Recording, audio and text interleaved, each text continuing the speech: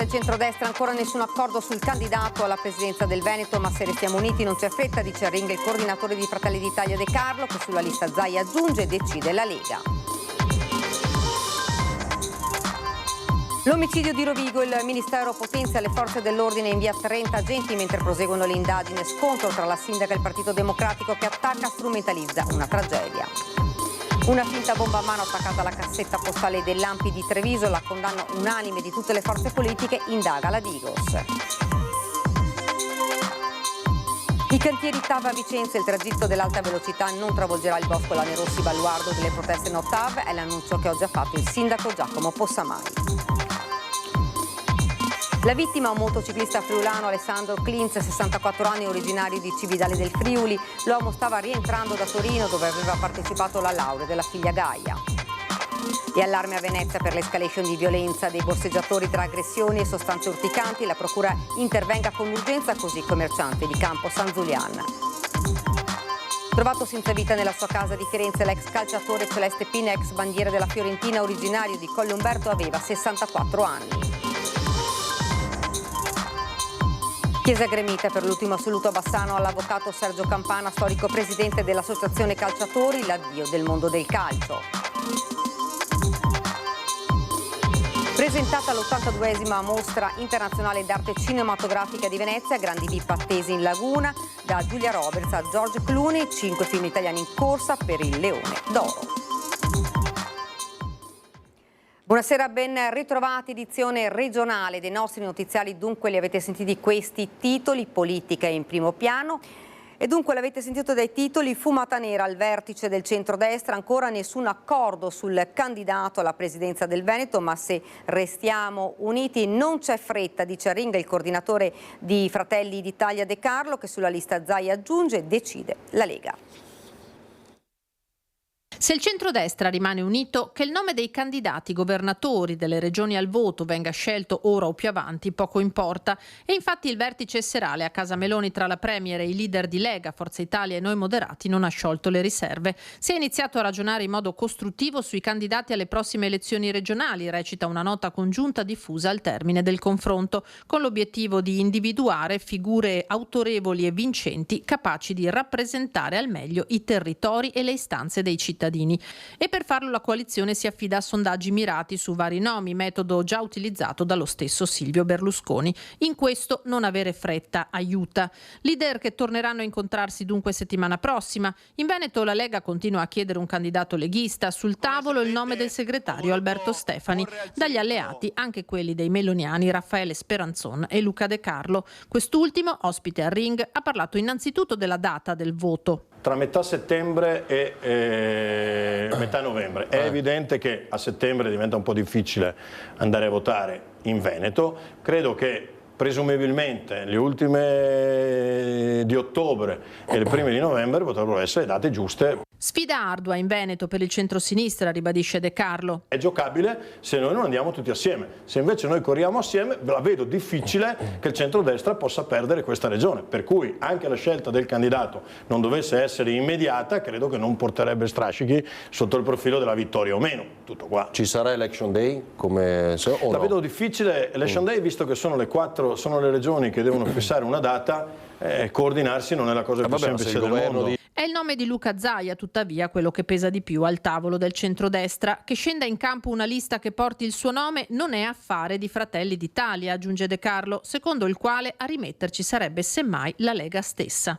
Come la Lega decide di andare a queste elezioni sono più affari della Lega. Se decide di dividersi i voti con la lista di Zaia, lo può fare in autonomia. Non so se l'effetto lista Zaia sia lo stesso senza Zaia candidato, però quella è una valutazione che secondo me dovrà fare la Lega. Io credo che sia più probabile che Luca Zaia faccia il candidato, non per dargli suggerimenti di cui non ha assolutamente bisogno, ma faccia il candidato capolista magari nella lista della Lega. Lo troverei molto più naturale.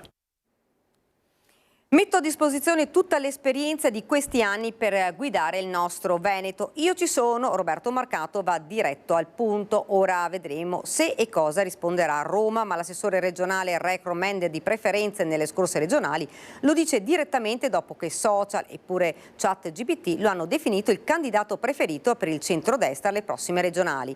Per carità, i social non contano, dettano le traiettorie di interesse per milioni di giovani, ma nel mio caso no. L'affetto della gente si va a tratti, il consenso certificato si dipende, curriculum vita robusto ed etico, un dettaglio. Figuriamoci l'intelligenza artificiale, scherza Marcato in un post social commentando la notizia del suo gradimento. Ed ora la cronaca. Rovigo si blinda dopo l'omicidio di Amine Gara, il 22enne di origini tunisine, accoltellato a morte nel cuore della città dopo una rissa tra tunisini e pakistani. Il ministro dell'Interno Matteo Piantedosi manda 30 poliziotti da Padova, Bologna e Milano. I rinforzi sono stati dislocati per rafforzare il presidio del territorio sia nelle ore notturne che durante il giorno. La presenza visibile delle forze dell'ordine è diventata costante nei punti più sensibili, con controlli mirati, presidi mobili e un'intensificazione dell'attività di prevenzione. Il capoluogo polesano scosso da risse e uno stupro alla stazione nel giro di 3 settimane con protagonisti sempre cittadini stranieri. Le indagini nel frattempo proseguono a ritmo serrato, mentre in prefettura anche ieri c'è stato un vertice. La polizia sarebbe già sulle tracce dei protagonisti dell'ultima rissa sfociata nell'omicidio del tunisino, grazie anche alle numerose telecamere presenti nel centro della città. All'indomani delle dichiarazioni della sindaca di Rovigo che, commentando l'omicidio del suo comune, ha parlato di invasori, arriva la reazione del Partito Democratico col consigliere regionale Montanariello che parla di strumentalizzazione. Avviene una tragedia in una città, il sindaco anziché stringersi nel dolore e chiedere più aiuto da parte delle forze dell'ordine, capire dove è il problema, dice chiamate quelli che cantano Bella Ciao, se questa non è, chiamiamola arrampicata sugli specchi per non dire parole che non ci appartengono. Non si è fatta attendere la replica della sinistra alle dichiarazioni della sindaca di Rovigo che, commentando un mese ad alta tensione nel suo comune con 4 risse di cui una letale e uno stupro in stazione con protagonisti quasi sempre stranieri, aveva parlato di invasori citando Bella Ciao. Vorrei ricordare alla sindaca di Rovigo che, strumentalizzando politicamente, collega una morte a Bella Ciao, che non è compito di chi canta Bella Ciao, delle ANPI piuttosto che di associazioni di sinistra, la prevenzione e il controllo dei nostri centri. È compito di un ministero, di un ministro e di un governo che politicamente è vicino alla sindaca di Rovigo, quindi dovrebbe rivolgersi al suo governo per chiedere più sicurezza, non a chi canta Bella Ciao sui palchi. Cittadin, nel parlare di sicurezza, aveva anche detto di non voler arrivare a una situazione di degrado come quella di Via Piave a Mestre. Vorrei ricordare alla sindaca che Via Piave ha avuto, e lo dicono i fatti, lo dicono anche i dati della questura, ha avuto una situazione che ha visto il suo degrado aumentare in modo esponenziale negli ultimi anni. A Venezia è 10 anni che governa la destra, probabilmente gli strumenti di prevenzione che hanno sostituito con passeggiate salvifiche del sindaco che sapevano più da passerella non hanno funzionato, tant'è oggi che un'amministrazione di destra come Rovigo prende come esempio negativo un'altra amministrazione di destra come quella di Venezia. Non si è fatta attendere la controrisposta di Cittadin. La mia non è stata una strumentalizzazione, la mia è stata una fotografia di quello che è avvenuto in questi anni. Capisco che le posizioni siano molto lontane, ma d'altronde abbiamo un approccio diverso rispetto a tutta la tematica dell'inclusione. Per quanto riguarda la sinistra, mi pare di capire che l'accoglienza sia accoglienza tout court, senza dare poi la possibilità veramente a questi ragazzi che vengono nel nostro paese di avere un momento di crescita e di sviluppo. Quando questi ragazzi sono sparsi nelle città, non solo a Rovigo, a non fare nulla e a vivere di espedienti, è logico e non ci voleva un genio per capire che questo sarebbe stato il risultato. Quindi rimando assolutamente al mittente tutto quello che è stato, tutte le accuse che mi sono state fatte. Andiamo a Treviso, una finta bomba a mano attaccata alla cassetta postale dell'Ampi di Treviso indaga la Digos, la condanna unanime di tutte le forze politiche. Via Isonzo a Treviso, fra le cassette postali del condominio, appesa alla sede dell'ANPI una bomba a mano di plastica. Finta sì, ma la minaccia a quanto pare no. Allertate le forze dell'ordine che hanno avviato le indagini per identificare i responsabili del gesto. Non abbiamo paura, commentano dall'ANPI, ma spiega Giuliano Varnier, questi sono sempre gesti da non sottovalutare. Una situazione che avviene in un quadro generale che è un quadro preoccupante. Certo, a noi non ci fa paura, ma chiamiamo a raccolta tutte le forze democratiche, non tanto per difendere l'ANPI in questo caso, ma perché occorre reagire complessivamente. Immediata la condanna trasversale. Io trovo che sia un clima intimidatorio molto pericoloso. A me non piacciono questi estremismi, anche molto di destra, che si stanno facendo molto avanti in questi ultimi mesi anche nella città di Treviso. È un gesto che condanniamo con fermezza. Sono sicuro che le forze dell'ordine faranno il loro e spero che vengano beccati i responsabili al più presto. Desidero esprimere la mia piena solidarietà all'ANPI di Treviso per il gesto intimidatorio, spiega il sindaco di Treviso Mario Conte. Il ritrovamento di un finto ordigno con la forma di una bomba a mano è un fatto che, pur nella sua apparente innocuità, non può passare inosservato. L'auspicio è che si tratti solo della bravata di qualche perditempo, un atto insensato e irresponsabile, ma anche in quel caso rimane un gesto da condannare con fermezza, senza se e senza ma, che la nostra comunità condanna e vede distante, anzi distantissimo dai suoi valori. Un atto da non sottovalutare, proprio perché anche se sono dei ragazzi non la credo una ragazzata, non è la cosa improvvisata, passi davanti alla sede di un partito o di un'associazione e gli scrivi una porcheria, un insulto e te ne vai, non era il pennarello, questa qui bisogna averla comperata e portata poi lì e quindi averci pensato. Questi episodi, se non vengono combattuti con decisione, possono poi portare a fatti più gravi, spiega l'ANPI. Nei giorni scorsi è stata devastata a Roma la lapide che ricorda il luogo dove fu rapito e poi assassinato Giacomo Matteotti. E non possiamo dimenticare l'assalto squadrista alla sede nazionale della CGIL. Gli episodi, continua il comunicato, sono tanti e spesso rimangono impuniti.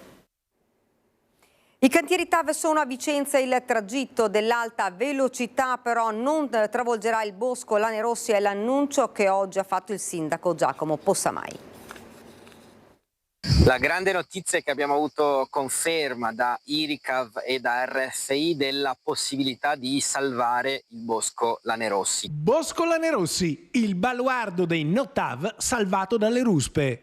Lo annuncia Giacomo Possamai. Il sindaco di centrosinistra si trova ad affrontare una delle estati più calde degli ultimi anni dal punto di vista dell'amministrazione. Sì, perché in città, a Vicenza, sono approdati i cantieri dell'alta velocità, avversati dagli attivisti dei centri sociali che hanno fatto del bosco Lanerossi il simbolo della loro opposizione alla TAV.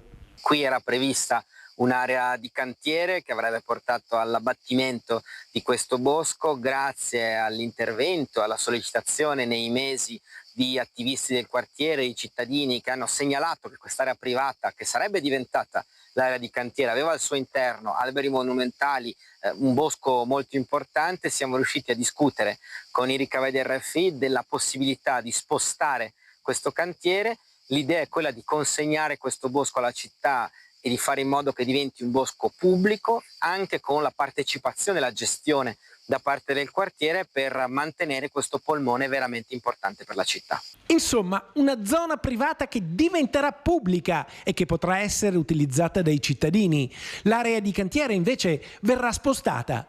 IRICAV e RFI stanno individuando dove spostare l'area di cantiere, non sarà fatto in un'area verde, in un'area con consumo di suolo, verrà recuperata all'interno di altre aree di proprietà di IRICAV e di RFI, quindi anche questa è una notizia veramente importante.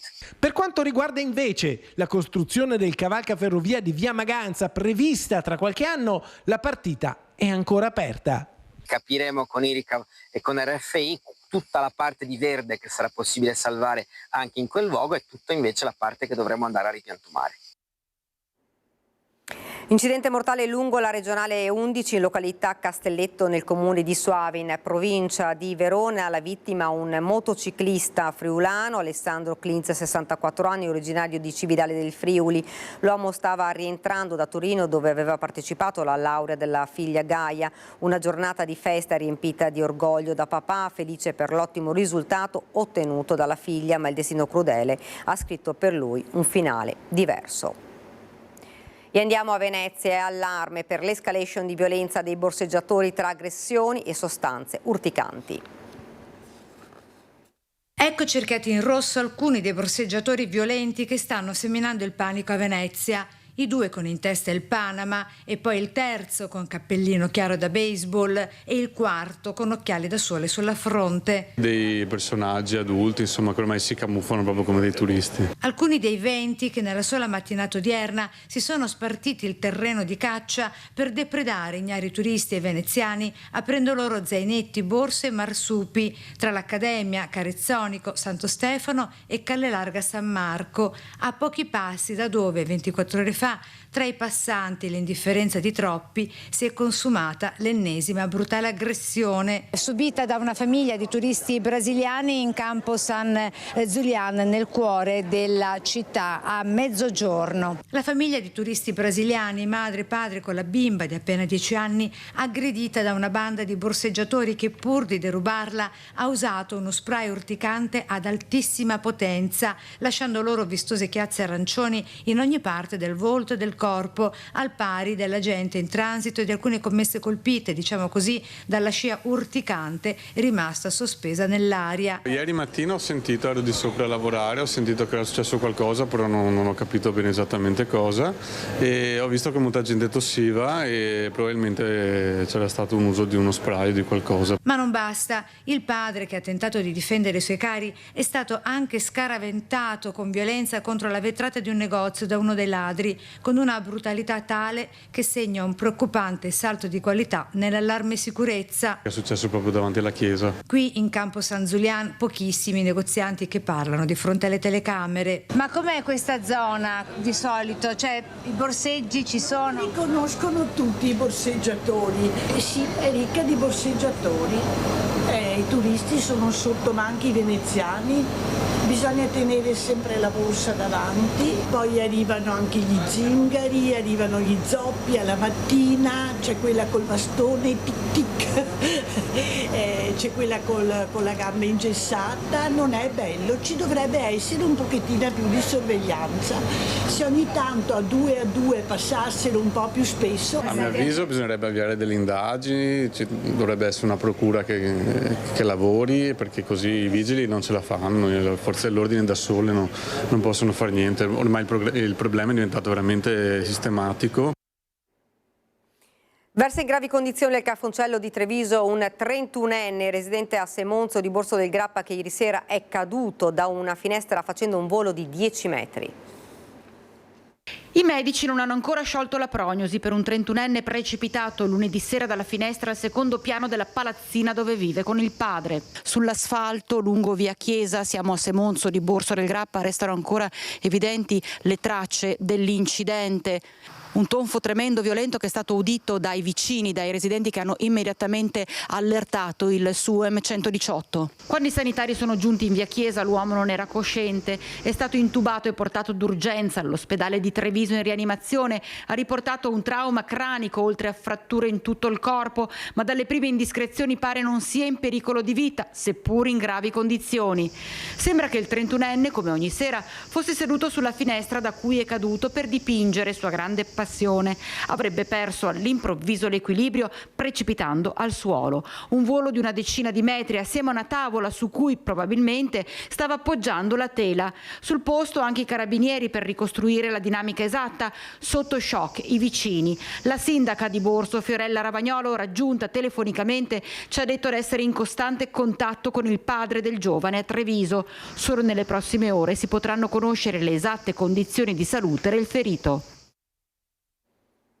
È morto Celeste Pin, ex giocatore della Fiorentina, 64 anni, l'uomo si sarebbe tolto la vita oggi, martedì 22 luglio, nella sua abitazione di Firenze, sopra le colline di Careggia. A dare l'allarme un parente che non l'aveva più sentito. Pin era originario di San Martino di Colle Umberto, dopo aver esordito da professionista nel Perugia, fu per anni bandiera della Fiorentina, con la quale giocò la finale di Coppa UEFA, persa contro la Juventus. Ha giocato anche con Roberto Baggio e Stefano Pioli, poi con Verona e Siena, dove ha chiuso la sua carriera agonistica. Nel 96, all'età di 35 anni, si era dedicato poi anche alla dirigenza dei settori giovanili. Attualmente era commentatore ed agente immobiliare. Era gremita la chiesa di San Francesco a Bassano del Grappa per l'ultimo saluto all'avvocato Sergio Campana.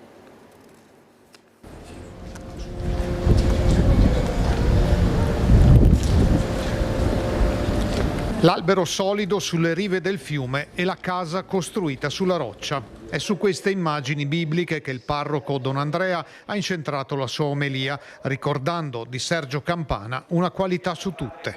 La larghezza di vedute, vedere oltre, guardare lontano, ampliare a dismisura il gioco di squadra, allargare il cuore e la mente perché diventino casa. Campana ha dedicato la sua attività professionale a tutelare certo i calciatori del massimo campionato, ma soprattutto quelli con meno possibilità, dalla Serie B ai dilettanti. A succedergli, alla guida dell'Associazione Italiana Calciatori, è stato l'ex campione veronese Damiano Tommasi. È stato un passaggio storico per l'associazione, ma diciamo che la sua presenza costante da presidente onorario, da comunque presenza fissa anche a Vicenza, è stata per noi anche la garanzia di un traghettamento che poi ci ha aiutato molto a portare avanti la sua e la loro storia, visto che è nata come una squadra, è stata sempre portata avanti con questo spirito. A dargli l'ultimo saluto la moglie e i parenti assieme alle autorità civili di Bassano, sindaco in testa, e molti volti noti del calcio nazionale. A fargli da corona c'erano gli stendardi di Federazione Gioco Calcio, Lega Calcio Serie A, Panathlon Bassano, Lanerossi Vicenza e Bologna Football Club. Una persona straordinaria, io lo ricordo con grandissimo affetto, l'ho conosciuto ancora all'inizio degli anni 90, io giocavo a calcio, lui era molto attirato da questa mia doppia veste di avvocato e calciatore, un po' quello che era stata la sua nascita, mi ha immediatamente accalappiato ed è stata una svolta della mia vita, devo dire la verità, mi ha insegnato tantissime cose. Le offerte raccolte in occasione della cerimonia funebre sono state devolute alla Fondazione Città della Speranza. Presentata l'82esima edizione della Mostra Internazionale d'Arte Cinematografica di Venezia, ecco tutte le novità del programma, grandi star in arrivo in Laguna. Con un sentito omaggio a Goffredo Foffi, grande intellettuale e storico cinematografico scomparso pochi giorni fa, il direttore Alberto Barbera e il presidente Pietrangelo Buttafuoco hanno voluto aprire nella sede dell'ASAC a Castello la presentazione dell'82esima Mostra Internazionale d'Arte Cinematografica della Biennale di Venezia, che si terrà a Lido dal 27 agosto al 6 settembre prossimi.